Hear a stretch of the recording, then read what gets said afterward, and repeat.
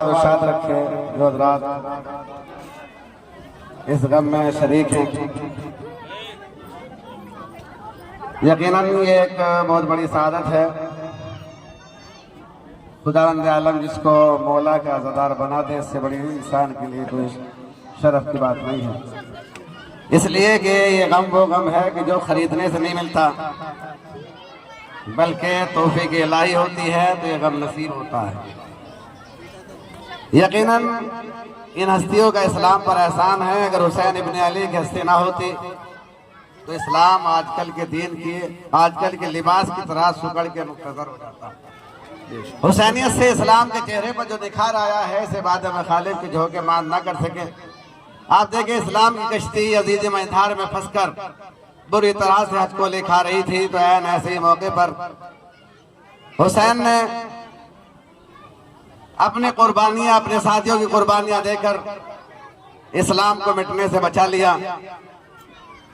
اور اب صرف دنیا میں دو ہی فرقے رہ گئے، تیسرا کوئی فرقہ نظر نہیں آتا۔ یا تو کوئی حسینی ہے یا یزیدی ہے۔ ان کا کب پتہ چلتا ہے؟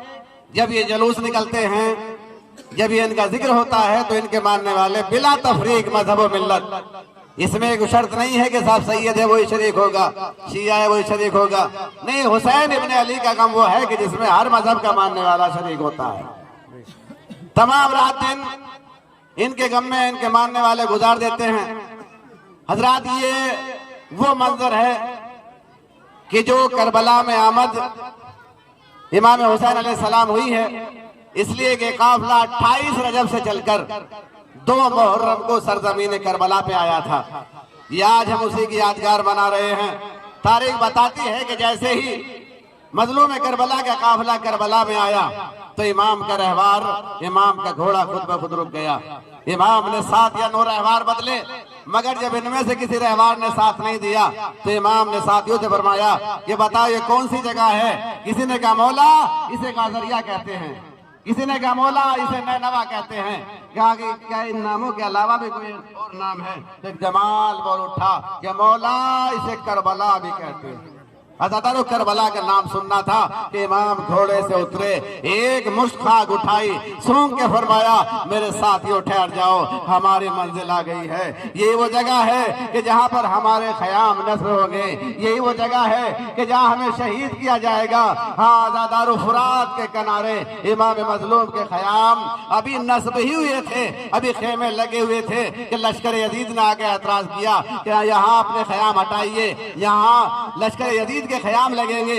اس پر بات پڑی، عباس جری کو جلال آ گیا، بولے دیکھے کون ہے، کس میں طاقت ہے جو ہمارے خیام یہاں سے ہٹا دے۔ قریب تھا کہ قریب فرات کے کنارے خون کی ندی بہ جائے۔ ثانیہ زہرا کو پتا چلا، فرمایا بھیا عباس تم کو میرے حق کی قسم یہ تلوار نہ اٹھانا۔